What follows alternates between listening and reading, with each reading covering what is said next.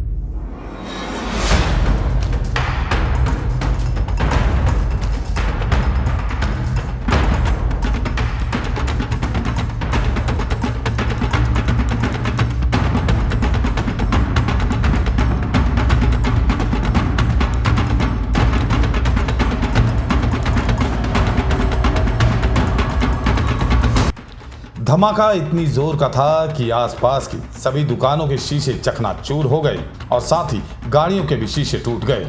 चलिए तो फिर बात करते हैं यहाँ पे मौजूद कुछ स्थानीय लोगों से और जानते हैं इस बम विस्फोट के बारे में।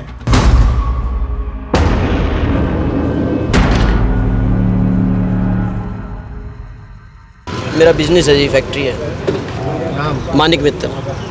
क्या क्या देखा आपने? जब हम 7:40 पे 7:45 पे जब बहुत तेज़ी से इंटेंसिटी थी धमाके की और हमारे घर के शीशे भी हिल गए थे सारे, तो हम गली के बाहर आके देखे तो यहाँ पे बहुत ऊंचा धुआं सा उठा हुआ था, सफ़ेद रंग का गुबार था पूरा धुएं का। तो आवाज़ इतनी तेज़ थी कि कई किलोमीटर तक आवाज़ गई है ये। तो हमें उस टाइम ये लगा कि सिलेंडर फटा होगा लवपुरी वाले का, जो खाने पीने की दुकान है, पर वो था नहीं। यहाँ बम ब्लास्ट हुआ था जी। क्या लग रहा आपको? 100% बम ब्लास्ट लग रहा है सर। बम ब्लास्ट तो है, मगर ये दीवार के साथ हुआ, अगर ये हरकत होती तो कहीं सर यहाँ पे अराजक तत्व आते हैं रात को सारे के सारे, और ये यहाँ पे सब खड़े रहते हैं रात को, और काफ़ी माहौल ख़राब है यहाँ पर। पुलिस कोई कंप्लेंट कर ली, कोई सुनवाई नहीं है यहाँ पर। किसको की है कंप्लेंट आपने? थानों में भी करी है, सब जगह कंप्लेंट की हुई है सर। क्या क्या क्या RWA ने कर रखी है सर। मेरा सुमित कोचर नाम है जी मेरा। मैं भाजपा का पूर्व मंडल अध्यक्ष रह चुका हूँ यहाँ से। भाई देखो, इसके दो सकते हैं। जो भी धमाका था, आवाज़ ज़्यादा थी, बहुत तेज़ आवाज़ थी। कोई नुकसान ऐसा शीशे टूटे हैं वो है, सुबह खाली था सारा एरिया, उस वजह से जान माल का इतना नुकसान नहीं हुआ। लेकिन अगर कहीं ये शाम को हुआ होता, ये पूरी रोड भरी रहती है, स्कूल में बच्चे आते हैं, कल सुबह पीटीएम थी बच्चों की, यहाँ पे खाने पीने की दुकानें हैं, और भी दुकानें हैं, ग्राहक आता है, गाड़ियाँ खड़ी रहती हैं, रात को लोग यहाँ पे खाना वगैरह खाते हैं। अगर उस टाइम कहीं ऐसा हुआ होता तो बहुत ज़्यादा नुकसान हो जाता। तो ऐसा नहीं लग रहा है इसे देखिए दहशत फैलाने के लिए? देखो, ये इंटेंशन तो यही लग रही है कि ये धमाका जो है आवाज़ वाला था और एक दहशत, क्योंकि दिवाली आ रही है और पूरे हिंदुस्तान का जो माहौल बन चुका है, उस माहौल में इस टाइम दहशतगर्दी बहुत ज़्यादा फैल गई है।